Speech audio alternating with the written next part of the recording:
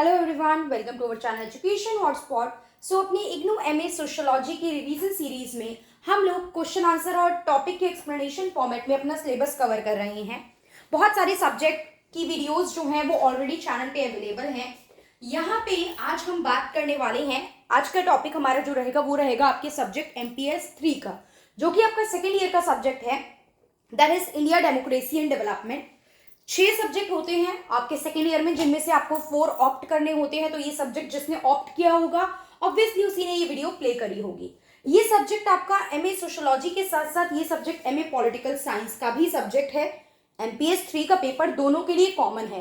तो I hope दोनों student ये वीडियो देख रहे होंगे, एमए सोशियोलॉजी वाले भी एंड एमए पॉलिटिकल साइंस वाले भी। तो एक बार आप मुझे कमेंट करके बताएंगे कि whether you belong to MA sociology और you belong to MA political science. सबसे पहला काम आपको ये करना है, और आपके कमेंट से मुझे ये चीज पता चलेगी कि कितने बच्चों ने वीडियो को आगे कंटिन्यूटी में देखा है। तो MPS 3 की काफी बच्चों ने वीडियो की डिमांड करी थी। ऑलरेडी कुछ वीडियो अवेलेबल है, प्लेलिस्ट बनी हुई है। आई होप आपने वो अब तक देख ली होगी। नहीं देखी है तो पहले वो वीडियो देखिए, देन हम आगे फर्दर और भी वीडियो MPS 3 की आपके एग्जाम से पहले कवर करेंगे। कोई स्टूडेंट इसको बाद में देखे, दिसंबर के एग्जाम में या अगले साल देखेगा, तो टॉपिक नहीं बदलते, बुक वही है, सिलेबस वही है कई सालों से। स्टैटिक चीजें हैं, इसमें कुछ करंट नहीं है जो हर साल अपडेटेड करके हमें पढ़ना होगा।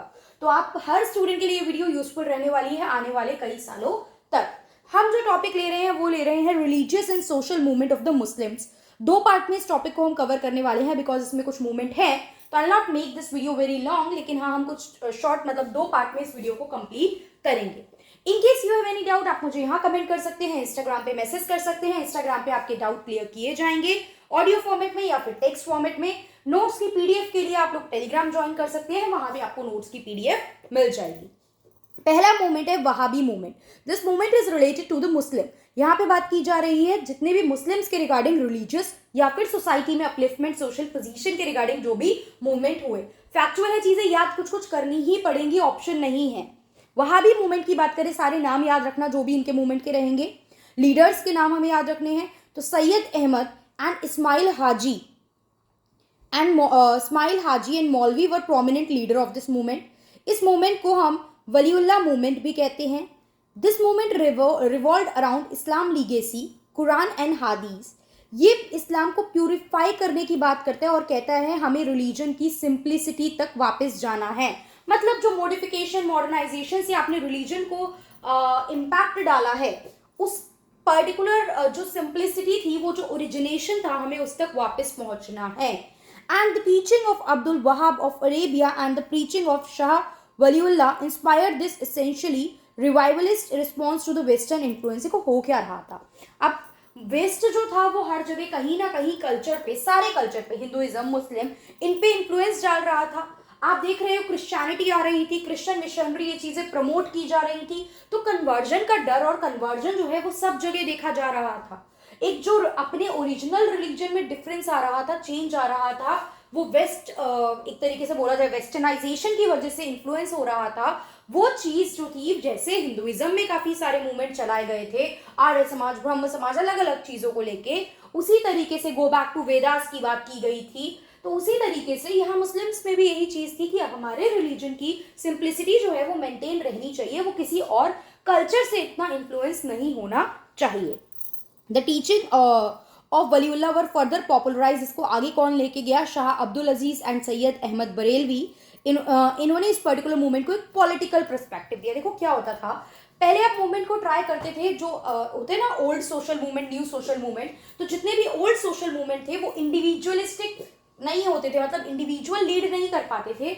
उनके लिए आपको पॉलिटिकल एक सपोर्ट चाहिए होता था, वो पॉलिटिकल पार्टी के थ्रू आगे ले जाए जाते थे। तो यही चीज यहाँ बोली गई है कि आगे जाके इन लोगों ने, शाह अब्दुल अजीज एंड सैयद अहमद बरेलवी ने उसको पॉलिटिकल पर्सपेक्टिव दिया। India was consider to be दर उल हर्ब। दर उल हर्ब मतलब लैंड ऑफ काफिर, एंड इसको क्या कन्वर्ट करना था? दर उल इस्लाम, यानी लैंड ऑफ इस्लाम में कन्वर्ट करना था। 1857 के रिवोल्ट के टाइम पे वहाबी ने इंपॉर्टेंट रोल प्ले करा एंटी ब्रिटिश फीलिंग को स्टैब्लिश करने में, ब्रिटिशर के अगेंस्ट जो प्रॉब्लम थी उनकी वजह से उन मैसेज को स्प्रेड करने में ये जो ग्रुप बन गया था वहाबीज, इन्होंने एक इंपॉर्टेंट रोल प्ले करा। Next is फराजी movement. फराजी मूवमेंट की देखो स्टार्टिंग लीडर होगा, कोई ना कोई मूवमेंट को किसी ना किसी ने स्टार्ट किया होगा, कोई पर्सन एसोसिएटेड होगा उस मूवमेंट से। तो Haji Shariatullah of Faridpur founded a sect called Faraizis. In 1804, he began to preach his doctrine by attacking the superstitious and corruption of Islamic society. भाई अब हर रिलीजन में अपनी अपनी प्रॉब्लम है ना। हमारे रिलीजन मतलब फॉर एग्जांपल देखो, अगर हिंदुइज्म में कोई प्रॉब्लम है तो हिंदू लोग आवाज उठा रहे हैं कि this thing is wrong, we need to change this. Sati प्रथा इज रॉन्ग, हमें हटाना है। डिस्क्रिमिनेशन कास्ट बेसिस पे करो, this is not right, we need to remove this. इसी तरीके से जो इस्लाम में सुपरस्टिशियस चीजें थी, जो करप्शन रिलीजन के नाम पे सोसाइटी में फैलाया जा रहा था, उसे हटाने की बात की गई इस मूवमेंट के through. It's seen of action was, कहाँ पे मेनली ये कहाँ पे सीन ऑफ एक्शन था इसका, कहाँ पे वर्क कर रहा था, कहाँ पे फंक्शनिंग थी, East Bengal. And it aimed at the eradication of social innovation of un Islamic practices. जो भी आप इनोवेशन कर रहे हो चीजों में, या फिर ऐसी practices which is not related to और प्रमोटेड बाय द इस्लाम, वो सब चीजों को हमें स्टॉप करना है, उसे कंप्लीटली हटाना है। बिकॉज उससे मेरे रिलीजन पे क्या हो रहा है, इंपैक्ट पड़ रहा है और उसकी वैल्यू कहीं पीछे छूटती जा रही है। दैट्स वाई ये मूवमेंट स्टार्ट करा गया। ही डाइड इन 1837। कौन? हाजी शरीतुल्लाह। 1840 ऑनवर्ड ये मूवमेंट लीड करा दादू मियान ने, मतलब इनके बाद इनके बेटे ने कंटिन्यू करा इस मूवमेंट को। And the Faraizi organise a paramilitary force एक इन्होंने बनाई, और रियल ऑब्जेक्टिव क्या था? Expulsion of the British and restoration of Muslim supremacy, वो बनी रहे। और अगेंस्ट ये देखो मूवमेंट जो भी आए ना, आपको पता है उस टाइम पे कॉलोनियल रूल चल रहा था, तो everyone was fighting against the colonialism. उनकी प्रैक्टिसेस, इल प्रैक्टिसेस से हर कोई फाइट कर रहा था। तो पिछले मूवमेंट में भी यही बात बोली गई, इस मूवमेंट में भी यही बात बोली गई कि it was against the anti British policy, britisher के अगेंस्ट ये चीजें थी, सो दैट उनका इन्फ्लुएंस ना आए और हमारा रिलीजन का जो बेस है, जो ओरिजिनलिटी है, वो मेंटेन रहे। Next is Ahmadiyya movement. मैं कोशिश करती हूँ देखो सारे एक ही वीडियो में खत्म कर लूँ, अलग अलग पार्ट ना बनाने पड़े।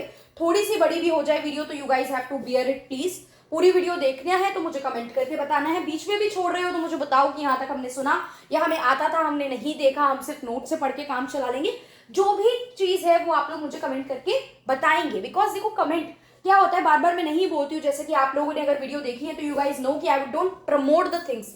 मैं बार बार प्रमोट नहीं कर रही हूँ। जो चीज अच्छी होगी, आपके काम आएगी, तो you guys will love it, you guys will, मतलब आप लोग अपना एक पॉजिटिव जो रिस्पॉन्स होता है वो शो करते हैं, ठीक है, वो आता है, काफी बच्चों का आता है। तो इनकेस कोई ऐसा है अभी भी positive negative, I am not saying always कि पॉजिटिव चीजें रहेंगी। कई बार बच्चे बोलते हैं हैंड राइटिंग के लिए कि मैम हैंड राइटिंग आपकी खराब है, मैम आप प्रोनाउंस नहीं ढंग से, अब कुछ वर्ड बोलते बोलते नहीं फ्लो में प्रोनाउंस कर पाते हैं यार सही से, कुछ वर्ड होते हैं फंबल, हम भी करते हैं, हम भी इंसान हैं, राइट? तो वो नहीं हो पाती हैं चीजें up to the mark, but बच्चे पॉइंट आउट करते हैं, तो आई डिडंट मतलब उस चीज को माइंड नहीं करते हैं। ठीक है, रिस्पॉन्स है, पॉजिटिव आएगा, नेगेटिव आएगा, ठीक, कहीं ना कहीं हो सकता है मुझे वो फर्दर वीडियो में कुछ ना कुछ चेंज करने में या मेरे बेटरमेंट के लिए कहीं ना कहीं मेरी हेल्प करे, राइट? तो अगर ये पब्लिक प्लेटफॉर्म पे I am sharing the video, तो I am open to accept both positive as well as negative response from you people, जो भी चीज होगी, but negative up to a certain extent, negative related to the content, negative related to the things that you are facing the problem, कि जो भी channel के regarding या चीजों के रिगार्डिंग प्रॉब्लम आ रही है, ठीक है? चलिए तो आगे बढ़ते हैं। Ahmadiyya movement. Ahmadiyya forms a sect of Islam, एक इस्लाम का सेक्ट बनाया जो कि इंडिया से ओरिजिनेट हुआ। किसने फाउंड किया? मिर्जा गुलाम अहमद ने 1889 में। कंजर्वेटिव थे, रिएक्शनरी मतलब every action has an equal and opposite reaction, reactionary का मतलब तो हम सबको पता है। This movement was based on liberal principle. इसने क्या करा था, इस मूवमेंट ने वेस्टर्न लिबरल एजुकेशन स्प्रेड करी अमंग द इंडियन मुस्लिम, मतलब जो भी आपका एजुकेशन सबके लिए जरूरी है और वो एजुकेशन पे सबका हक है, वो चीज इन्होंने यहाँ पे क्रिएट करी, और वेस्टर्न एजुकेशन को भी समहाउ इन्होंने इंक्लूड कराया। The Ahmadiyya community is the only Islamic sect to believe that Masiha had come in the person of Mirza Ghulam Ahmad to end religious war। मतलब कि जो मिर्जा गुलाम अहमद थे उनके फॉर्म में मसीहा, अल्लाह के एक मसीहा के फॉर्म में ये आए हैं, सो दैट हमारी जितनी भी प्रॉब्लम है वो खत्म हो जाए, जो भी रिलीजियस धर्म को लेके लड़ाइयाँ हो रही हैं वो बंद हो जाए, and to reinstate morality, peace and justice बनी रहे। He died in 1918 and after his death movement जो था वो खलीफा मैनेज कर रहे थे। तो this was Ahmadiya movement. Next is Aligarh movement. आप देख रहे हो अगर एग्जाम में आएगा 20 मार्क्स में ऑल द मूवमेंट्स, तो बहुत सारे हैं, तो कंटेंट अच्छा खासा है हमारे पास, काफी वर्ड लिमिट भी हो जाएगी और पेज भी भर जाएंगे जिस हिसाब से आप लोग क्वेश्चन पूछते हो पेज कितने भरने चाहिए, right. Next is Aligarh movement, important है। अलीगढ़ मूवमेंट सर सैयद अहमद खान जो थे वो क्या करते थे, वो क्या कह रहे थे, वो चेंज लाने की बात कर रहे थे, क्लियर। वो चेंज लाने की बात कर रहे थे, वो ये कह रहे थे कि अगर मुस्लिम को अपलिफ्ट होना है, इनको भी अगर अपर सेक्शन ऑफ द सोसाइटी के साथ मर्ज होना है, तो आप लोग एक काम करो, आप लोग ये एजुकेशन लो, इंग्लिश एजुकेशन और जो वेस्टर्न एजुकेशन थी उसको पॉजिटिव वे में वो इंक्लूड करना चाह रहे थे अपनी एजुकेशन सिस्टम के साथ। तो ये चीज़ यहाँ पे बोली गई, मतलब सर सैयद अहमद खान ने इस चीज़ को प्रमोट करा। उन्होंने बोला कि आप इंग्लिश को भी अडॉप्ट करो as a medium of learning, English को भी इंक्लूड करना चाहिए और इंग्लिश को भी आप लोग एक्सेप्ट करके चलो। तो sir Syed Ahmad Khan was the first who brought about a change in the outlook of the Muslim who had referred to reconcile themselves with the changes that had taken place by the Britisher। जो britisher की वजह से changes आ रहे हैं, हम उसमें क्या करेंगे, अपने आप को मिक्सअप करने की कोशिश करेंगे। ये चीज़ यहाँ पे सर सैयद अहमद खान इस आइडियोलॉजी से काम कर रहे थे। He asked Muslim that they could strengthen the power by studying modern education and science. आप अपने आप को पावर में कब ला सकते हो, आप एक अच्छी सिचुएशन पोजीशन पे कब पहुंच सकते हो, जब आप मॉडर्न एजुकेशन के साथ टच में आओ। Education low, it is very important. Time के साथ चीज़ों में चेंज होना, टाइम के साथ चीज़ों के साथ आगे बढ़ना इज इंपॉर्टेंट। मॉडर्न एजुकेशन और साइंस की knowledge low. It was a systematic movement aimed at referring the social, political and educational aspect. Social level पे भी ये बात कर रहा था, पॉलिटिकल लेवल पे पॉलिटिकल इंक्लूड मतलब एक तरीके से इंक्लूसिवनेस की बात थी, एजुकेशनल एस्पेक्ट पे बात थी मुस्लिम कम्युनिटी की। It focus on modernising Muslim education by adopting English as a medium of learning and Western education। English आप अडॉप्ट करो, Western education आप अडॉप्ट करो। He wanted to reconcile Western scientific education with the teaching of Quran। ये नहीं कि ये religious चीज़ों को छोड़ने की बात कर रहे थे, नहीं, रिकनसाइल, मिक्स, इस पर्टिकुलर रिलीजन के साथ आप मॉडर्निटी पे भी फोकस करो, कैसे अपने रिलीजन को साथ लेके आप आगे बढ़ सकते हो, कैसे कुरान की टीचिंग को, अपनी होली बुक्स की टीचिंग के साथ आप मॉडर्न एजुकेशन को इंक्लूड करके अपने आप को आगे बढ़ा सकते हो, ये बात की जा रही थी। क्योंकि अगर आप आगे नहीं बढ़ाओगे तो ब्रिटिशर बहुत आगे, कुछ और लोगों को बहुत आगे निकाल के ले जाएंगे और हम वहीं पीछे रह जाएंगे इस सब चीज़ों में, ठीक है। तो he said that religion should be adaptable with time और else it become fossilised. Religion को टाइम के साथ चीज़ें अडेप्ट करनी पड़ेंगी। साइंटिफिक टाइम आ रहा है, बहुत सारी चीज़ें आ रही हैं, और आज भी आप बिल्कुल रूढ़िवादी चीज़ों में, कंजर्वेटिव अप्रोच में अगर उलझे रह गए तो आपका जो भी आइडियोलॉजी है that was like feel like कि वो फॉसिलाइज्ड हो जाएगी। तो इस तरीके से चीज़ें सेट होनी चाहिए कि वो अडेप्टेबल एंड एक्सेप्टेबल हो, ठीक है। He establish scientific society in 1864। क्यों एस्टैब्लिश करी थी इन्होंने? वेस्टर्न वर्क को इंडियन लैंग्वेज में ट्रांसलेट करने के लिए। अलीगढ़ इंस्टीट्यूट गेजेटेड भी इन्होंने साइंटिफिक सोसाइटी जो एस्टैब्लिश की उसके अंडर इन्होंने प्रिंट कराया, पब्लिश कराया।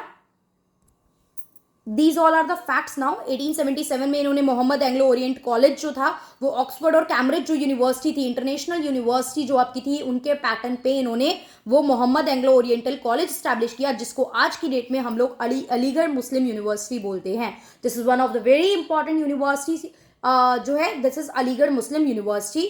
It helped in Muslim revival. It gave them common language, that is Urdu. He was against religious intolerance, ignorance and irrationalism। इन सब के वो खिलाफ थे। उन्होंने डिनाउंस करा पर्दा, पॉलीगैमी, इजी डिवोर्स, ये सब चीज़ों पे भी इन्होंने वर्क किया था। तो आई होप यहाँ तक समझ में आया होगा हमें, ठीक है। ये जितने भी अभी तक हमने मूवमेंट पढ़े, आई होप ये क्लियर हो रहे होंगे। नोट्स की PDF आपको मिल जाएगी। लास्ट मूवमेंट की बात करते हैं कि वीडियो में खत्म करेंगे, ज़्यादा बड़ा नहीं है चीज़ें। देवबंद मूवमेंट। देवबंद मूवमेंट क्या था? ये एक Orthodox section of the Muslims ने क्या करा था? ऑर्गेनाइज करा था। बहुत नाम की चीजें पढ़ते हैं। It was organise by the orthodox section among the Muslim उलेमा as a revivalist movement with dual objective. दो ऑब्जेक्टिव थे। पहली बात तो कुरान एंड हादीस की प्योर टीचिंग्स को आपको आगे तक लेके जाना है, वो लोगों तक पहुंचानी है, और आपको जिहाद की स्पिरिट को अलाइव रखना है, keeping alive the spirit of जिहाद अगेंस्ट द फॉरेन रूलर्स। ये बात ध्यान रखनी है। जिहाद की लोग अपनी डेफिनेशन बना लेते हैं। So this is again very broad term, इसको अपने एस्पेक्ट पे मत समझो। अभी यहाँ पे अगेंस्ट द फॉरेन रूलर्स की बात की गई है, इतना ध्यान रखना है, ठीक है। और it was begin at the Darul Uloom, मतलब इस्लामिक अकेडमिक सेंटर था, in Deoband in Saharanpur district in 1866 by Muhammad Qasim Nanautavi and Rashid Ahmad Gangohi to train religious leader. तो आई होप ये 5 के 5 जितने भी आपके religious and social movement regarding the Muslim थे ये क्लियर हुए हैं और सारे डाउट जो हैं वो क्लियर हो गए होंगे इसके रिगार्डिंग। अब कोई डाउट नहीं होगा। इन केस स्टिल कोई डाउट है, कुछ प्रॉब्लम है तो आप कमेंट कर सकते हैं। I will reply to your comment. और आप मुझे इंस्टाग्राम पे मैसेज कर सकते हैं। चैनल पे नए हैं, सब्सक्राइब नहीं किया है तो बिना सब्सक्राइब करे नहीं जाना है। वीडियो अच्छी लगी हो तो लाइक करना। व्यू अगर देखूं, मतलब जितने व्यू आते हैं और लाइक की रेशियो देखूं तो जस्टिफाई नहीं होता है। जितने लोग देख रहे हैं आई थिंक सारे नहीं लाइक कर रहे हैं। तो please do like the video in case आपको पसंद आई हो। That's all for this video. अगली वीडियो में मिलते हैं अगले सब्जेक्ट अगले टॉपिक के पास। Thank you everyone.